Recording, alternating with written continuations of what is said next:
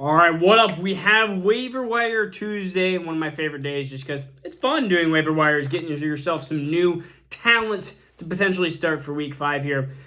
So we're going to start off with running backs, and we're going to go wide receivers, tight ends, defense, QBs. We're just going to give you a whole little spew here.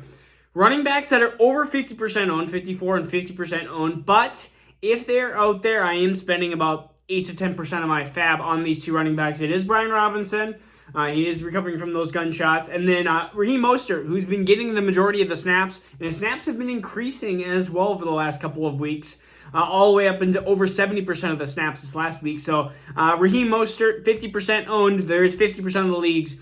I always kind of skew that number. I feel like that number for active leagues, and some people just do like best ball and stuff like that, and they still accumulates through there. They have specific rules. So I always assume that it's probably 15-20% higher, especially as we get later into the season when some of these leagues just kind of get inactive for some of the teams and some of the rosters, and that's why the numbers are so low. Running backs that are a lot less owned, and a lot of it is based off of injury this week. Unfortunately, we had Cordell Patterson out. We have Jameson Williams and potentially JT out. I'm still thinking that JT out, but Nyheim Hines above 60% owned, so we're going to assume that he's already been taken. So the running backs that we're looking at are Tyler Algier and Caleb Huntley. 17% for Tyler Algier and 1% owned for Caleb Huntley. I think that it's really going to be a huge split here. I'm only spending about 8% to Tyler Algier, and then I'm putting just kind of a probably $4 bid, we'll just say, on Caleb Huntley here, because I think there's going to be a lot of running back choices, and I think a lot of people are not going to be like, well, Caleb Huntley, I'm going to throw $5-6 on him. I don't think that's going to happen. I think majority of people are going to see, hey, Tyler Algier, I want him for, I think you'd probably go for $20-30, and you can maybe sneak a Caleb Huntley that's 1% owned for $4 or $5. And if you see some really running back needy teams that you think are going to go higher, you can go a couple bucks higher. But again, lots of running backs to be had here, because I think the Denver backfield is another one where you have two 1% owned running backs, Michael Boone, and then you have Latavius Murray, who just got signed under there as well. Now you're looking at more of the backup position, but a full season backup position here. So look at your rosters. Do you need to win the next couple weeks, or else you're in trouble? Then I'm going after an Atlanta running back, and then I would even spike these numbers a little bit higher. If you need a full, like a guy that's probably going to be longer term, then I'm looking at a Denver backup here. 2 to 3% of each of my FAAB here for Boone and Murray, and if I don't get them, I don't get them. But that's kind of where we're at with some of these running backs. Rashad White, 5 for 50 in targets here.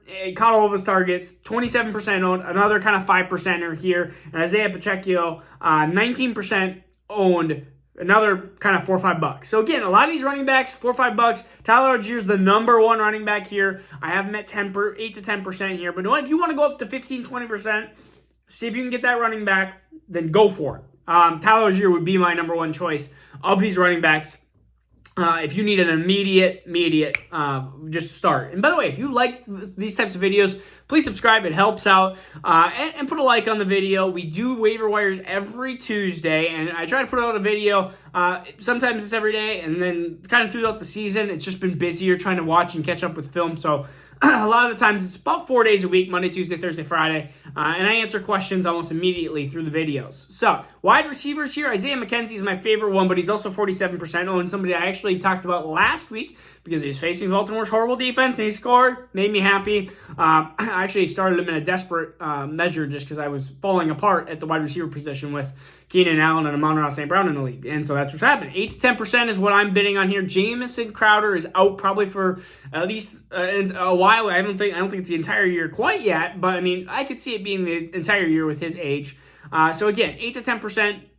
I can't do much more with wide receivers, even though I like Isaiah Mckenzie. Just wide receivers are so easily acquirable at that kind of wide receiver 3 level, which I think Isaiah Mckenzie can be at. George Pickens, 39% owned. I'm just throwing $1 at that just because it's the Steelers. Kenny Pickett seems to like him, but they still have Deontay, they still have Claypool, they still have Freiermuth, they still have Harris. So they still have a lot of weapons, and it just seems that research has shown that rookie quarterbacks tend to have struggling fantasy football weapons around. Like they tend to poorly produce.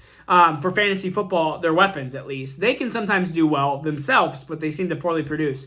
And then, so a couple other wide receivers. Jameson Williams is just like I would pick him up and put him in the IR spot, or just put him on the bench, especially if you're a 3-1, 4-0 team. Like, if somebody's dropped him, just kind of look at your waivers.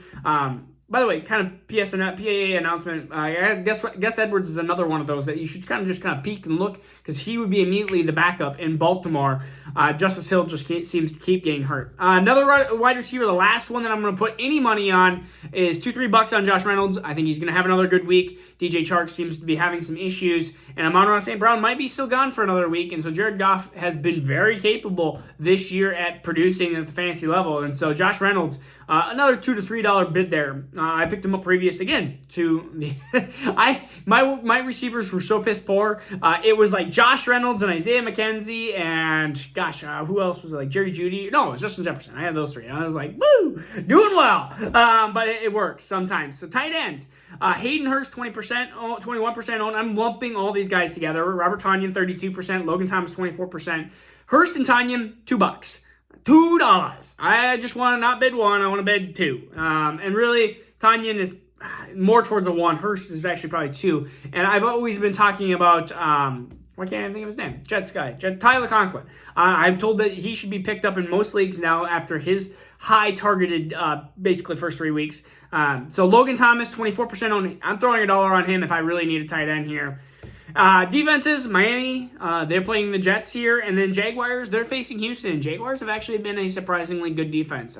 They've definitely turned it around here, so Jaguars are a defense I'm definitely looking at doing a little stream here, and they could potentially be a keep for a little while too. QBs, Goff, Geno, maybe Kenny Pickett if you're in desperate needs. Then I am throwing if you can do a $0 bid, I'm doing a $0 bid on each of these. Goff seems to be the best option here, like we've talked about the last couple weeks. But Geno has been actually quarterback 1, which has been surprising. And Kenny Pickett, again, there are people that listen to this and watch this. There are 16-team leagues or 18-team leagues or they're whatever they might be.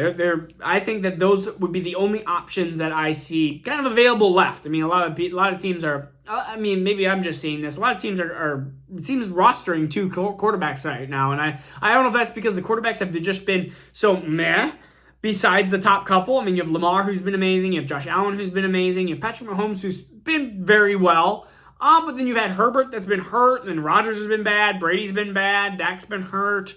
Kyler's been up and down. It's just like you've had a lot of quarterbacks in kind of that middle tier. Russell Wilson's been bad. It's like the 5 to 15 were usually reliable. Joe Burrow's been You've had a lot of quarterbacks that just have not been good. And then the guys that you've been kind of relying on as these second tiers, these Ryan Tannehill likes, Derek Carr's, they've also been having, Carson Wentz, they've been also having these weird up games, down games. Kirk Cousins, normally reliable. It's been a weird season for quarterbacks so far. So that's what I have here for you today. I think those are, if you have any FAAB questions, or if you have like, hey, I should bid how much in this situation, please let me know. I will respond as best as I possibly can before tonight or before tomorrow morning. Well, I'm going to bed at some point, so you better put it in before like 9, 10 o'clock Central Time, or else I will probably be going to bed. All right, peace out, take care. See you guys probably Thursday it will be.